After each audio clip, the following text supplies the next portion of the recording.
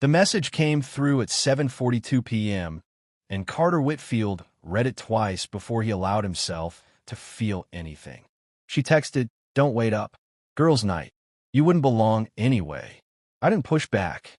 He stared at the screen longer than necessary, not because he didn't understand the words, but because he understood them too well. There was something final in the tone, something dismissive that didn't sound like Sloane Harrington anymore, or maybe it did, and he had just refused to hear it until now. He placed his phone face down on the marble kitchen counter in their Greenwich, Connecticut home and exhaled slowly.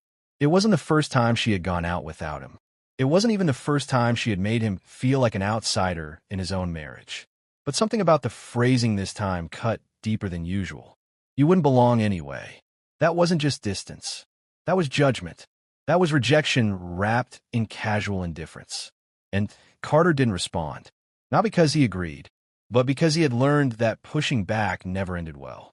He moved through the house with quiet efficiency, straightening things that didn't need straightening, adjusting details that didn't matter. Control, even in small forms, had become his way of coping. Upstairs, the bedroom still carried traces of Sloane's presence. A silk blouse draped over a chair. A faint scent of her perfume lingering in the air. It felt like evidence of a life that existed parallel to his, not with him. He sat on the edge of the bed and thought about the version of their marriage that others saw.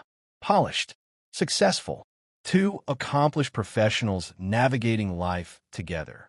But what they didn't see was the erosion, the slow shift from partnership to performance. The quiet moments where silence carried more meaning than conversation ever could. Sloane hadn't always been like this. Or maybe she had, and Carter had simply chosen to interpret it differently in the beginning. Ambition had always been part of her identity. So had independence.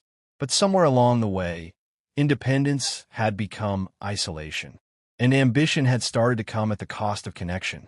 Carter checked his phone again. No follow-up message. No clarification. Just that one line, sitting there like a boundary he wasn't allowed to cross. He considered texting back. Something light. Something neutral. Something that wouldn't escalate. But even that felt like too much effort for someone who had already made it clear he wasn't included. So he put the phone down again and waited, not for her, but for clarity, because something inside him was beginning to shift, and he wasn't sure yet what it meant. At 9:18 p.m., Carter poured himself a drink he didn't really want. He wasn't a heavy drinker, but tonight called for something to break the stillness. The house was too quiet, the absence too loud. He sat in the living room, the soft lighting casting long shadows across the walls, and replayed the past few months in his mind. The late nights, the vague explanations, the subtle changes in tone, the way Sloane had started responding to him like he was an obligation rather than a partner. None of it had happened suddenly. That was the problem. It had been gradual enough to ignore. Until it wasn't. His phone buzzed. A message. Not from Sloane. From Reed Calloway. "Dinner tomorrow still on?" Carter stared at the message for a moment before responding. Yeah, same time. Reed had been his friend for over a decade. One of the few people who saw through Carter's composed exterior. And one of the few who had quietly questioned Sloane's behavior without pushing too hard. Carter put his phone down again and leaned back into the couch. For the first time that night, he allowed himself to consider a possibility he had been avoiding. What if this wasn't just distance? What if this was the beginning of an exit? Before we go further, think about this for a moment. If someone you trusted started pulling away like this, would you confront them immediately, or would you wait, hoping things would correct themselves? There's no easy answer, but the choice matters more than most people realize. At 11:36 p.m., the front door opened. Carter didn't move. He stayed seated, listening to the sound of heels against hardwood, the soft rustle of fabric, the quiet placement of a handbag on the console. Sloane walked into the living room with the kind of confidence that didn't ask for acknowledgement. She looked composed, perfect even, but distant. "Still up?" she asked, her tone neutral. Carter nodded slightly. Couldn't sleep. She didn't ask why. She didn't offer an explanation for the night. She simply moved toward the stairs. And that's when Carter spoke. "Who were you with?" The question wasn't aggressive. It wasn't accusatory. It was calm, measured. but it carried weight. Sloane paused, just for a second, then turned to face him. Friends. The answer was technically correct, and completely empty. Carter held her gaze. Which friends? Her expression shifted slightly. Not guilt, not fear, annoyance. Does it matter? That was the moment everything changed. Not because of what she said, but because of how she said it. Like the question itself was unreasonable. Like transparency was optional. Carter stood up slowly. It matters to me. Silence filled the space between them. Sloane exhaled, clearly frustrated. Carter, I don't need to justify every night out. I didn't ask you to. Then what are you asking? He hesitated. Not because he didn't know, but because saying it out loud would make it real. I'm asking if I'm still part of this. The room felt smaller, the air heavier. Sloane looked at him for a long moment, and then she said something that neither of them could take back. You're making this bigger than it is. It wasn't an answer. It was a dismissal, and Carter felt something inside him settle. Not break, settle, like a realization finally finding its place. He nodded once. Okay, and he didn't say anything else. The next morning, Carter woke up earlier than usual. Not because he had to, but because his mind refused to stay quiet. Sloane was already gone. No note, no message, just absence. He stood in the kitchen, coffee in hand, and looked around the house. Everything was in place. Everything looked exactly as it should. And yet, nothing felt right. He thought about the version of himself that had tolerated this for months. The version that had rationalized, adjusted, compromised. And he realized something uncomfortable. He had been participating in his own exclusion, by staying silent, by avoiding conflict, by choosing peace over truth. And now, the cost of that choice was becoming clear. At dinner that evening, Reed Calloway didn't waste time with small talk. You look tired, he said, studying Carter carefully. Carter gave a faint smile. Didn't sleep much.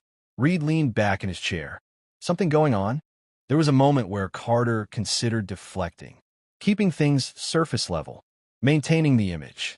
But something about the previous night had shifted his tolerance for that. Sloane's been distant, he said simply. Reed nodded slowly. Define distant. Carter exhaled, like I don't belong in my own marriage. Reed didn't respond immediately. He let the words settle. Then he asked a question Carter hadn't been asking himself. What are you going to do about it?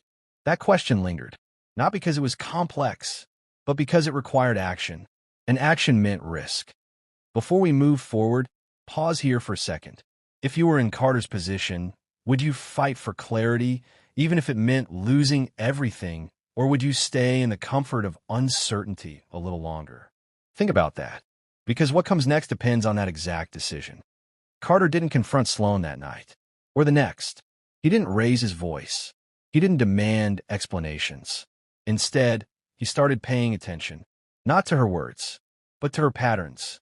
The late nights became more frequent. The explanations remained vague. The emotional distance widened. And eventually, the evidence didn't need to be discovered. It revealed itself, not through a dramatic moment, but through a quiet realization. She wasn't just pulling away. She had already left. Emotionally, mentally, possibly in ways Carter didn't even fully understand yet. And for the first time, he stopped asking how to fix it and started asking what staying would cost him. 2 weeks later, Carter made a decision. Not out of anger, not out of revenge, but out of clarity. He sat Sloane down in the same living room where everything had shifted, and he spoke calmly. I think we've been pretending for a while. Sloane didn't interrupt, didn't argue, didn't deny it, because deep down, she knew. He continued. I don't think either of us is getting what we need from this anymore. The words were simple, but they carried finality.